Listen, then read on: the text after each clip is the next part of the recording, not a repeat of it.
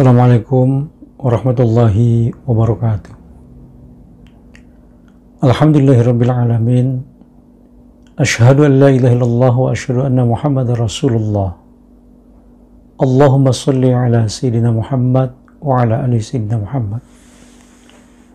Pemirsa YouTube yang dirahmati Allah Subhanahu wa taala. Kalau pada bagian pertama edisi Maulid 1443 Hijriah, saya sudah membahas tentang salah satu sifat Rasulullah yang patut kita teladani adalah berjiwa besar. Maka pada bagian yang ketiga ini, kenapa saya sebut bagian yang ketiga? Karena bagian yang keduanya adalah bincang-bincang saya dengan Al-Mukarram Wal-Muhtaram Habib Hussein bin Ja'far Al-Haddad seputar masalah maulid yang videonya sudah ditayangkan. Jadi pada bagian yang ketiga ini, bagian yang terakhir adalah meneladani salah satu sifat Rasulullah, yaitu sifat kasih sayang. Pemirsa, Rasulullah Shallallahu Alaihi Wasallam begitu pedulinya kepada kita selaku pengikutnya. Rasulullah Shallallahu Alaihi Wasallam begitu kasih sayangnya kepada kita selaku umatnya. Dan itu dapat kita lihat menjelang beliau wafat, di mana ketika beliau akan wafat, turun malaikat memberitahu kepada Rasulullah bahwa Rasulullah sebentar lagi ruhnya akan dicabut oleh Allah Subhanahu wa taala. Maka pada saat itu Rasulullah bertanya, "Kaifa ummati min ba'di ya Rabb?" Bagaimana keadaan umatku kalau aku sudah tidak ada lagi nanti ya Rabb, ya Allah. Pemirsa, Rasulullah bertanya demikian karena pada saat itu Rasulullah menyampaikan dakwah baru berlangsung 23 tahun. 13 tahun di Mekah dan 10 tahun di Madinah. Waktu yang relatif singkat. Sementara umatnya berada di masa kejahiliahan, berada di dalam kemusyrikan dan kebiadaban, itu berlangsung begitu lama.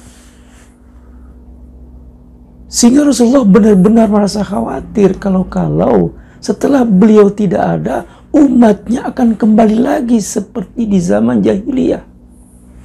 Makanya ketika Rasulullah akan diwafatkan oleh Allah, ketika Rasulullah akan dicabut ruhnya oleh Allah, maka Rasulullah bertanya, "Kaifa ummati min ba'di ya Rabb?"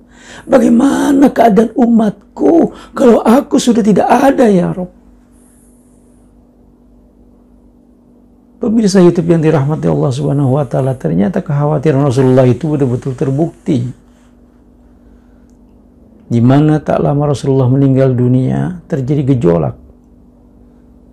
Antara lain munculnya nabi-nabi palsu seperti Musailamah Al-Kadzdzab, Al-Aswad Al-Unsi.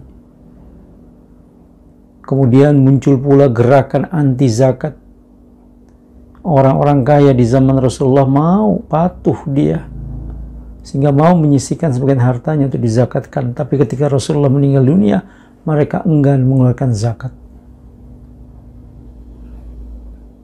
Tapi semua itu dapat diatasi oleh khalifah pertama dalam Khulafaur Rasyidin, yakni Sayyidina Abi Bakar Siddiq.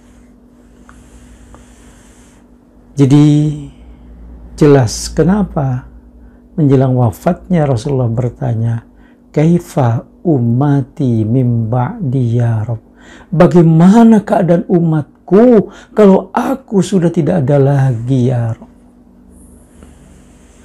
Kemudian atas perintah Allah, malaikat menjawab bahwa nanti manakala engkau sudah tidak ada, umatmu yang selalu berupaya mengamalkan ajaran-ajaran yang kamu tinggalkan ya Rasul, maka mereka akan selamat hidupnya dunia dan akhirat. Mendengar jawaban seperti itu, Rasulullah merasa lega, merasa tenang hatinya. Selanjutnya, nanti manakala dunia ini sudah dianggap cukup usianya oleh Allah, alias finish, maka terjadilah hari kiamat, hancurlah alam semesta beserta isinya. Selanjutnya akan masuk masa yang disebut dengan hari kebangkitan, Yaumul Ba'ats, hari dibangkitkannya manusia, untuk menuju fase berikutnya, Yaumul Hisab, hari diperhitungkannya amal perbuatan manusia. Nah, pada saat terjadinya Yaumul Ba'ats, maka manusia yang pertama kali dibangkitkan oleh Allah pada saat itu adalah junjungan kita Nabi besar Muhammad Sallallahu Alaihi Wasallam. Dan pada saat itu yang ditanya oleh Rasulullah adalah, aina ummati ya Rabb, mana umatku ya Allah. Jadi yang ditanya oleh Rasulullah bukan mana istriku Aisyah, mana istriku Khadijah, mana putriku Fatimah, mana cucuku Hasan dan Husain. Bukan itu yang ditanyakan. Tapi yang ditanyakan oleh Rasulullah adalah, aina ummati ya Rabb, mana umatku ya Rabb, ya Allah. Jadi kalau menjelang wafatnya, yang ditanya oleh Rasulullah adalah, kaifa ummati min ba'di ya Rabb. Tapi ketika beliau dibangkitkan pada Yaumul Ba'ats, maka yang ditanya oleh Rasulullah adalah, aina ummati ya Rabb, mana umatku ya Allah. Jadi jelas begitu besar rasa cinta dan kasih sayang Rasulullah kepada kita selaku umatnya. Oleh karena itu sudah sepatutnya lah kalau kita pun mencintai Rasulullah dalam arti yang sesungguhnya. Man ahabbani kana ma'i fil jannah. Barang siapa yang mencintaiku, niscaya ia akan bersamaku di dalam syurga. Begitu kata Rasulullah. Oleh karena itu kita berharap moga-moga dengan datangnya bulan Rabiul Awal 1443 Hijriah, kiranya Allah akan meningkatkan kualitas iman dan takwa kita kepadanya. Kiranya Allah akan meningkatkan rasa mahabbah kita, rasa cinta kita kepada Nabi kita Muhammad Sallallahu Alaihi Wasallam. Tentu saja rasa cinta yang bukan hanya sekedar di lisan saja, tapi benar-benar dapat dibuktikan dalam bentuk amal yang nyata. Antara lain misalnya, semakin rajin kita membaca sholawat. Ketika kita mengikuti Maulid Nabi Muhammad SAW, acara peringatan Maulid baik di sekolah, di masjid, di musola, di instansi pemerintah atau swasta, lalu dibacakan rawi, maka kita bacakan rawi itu, baik rawi Barzanji, rawi Yusim Tudura dan lain sebagainya, kita baca dengan penuh khidmat.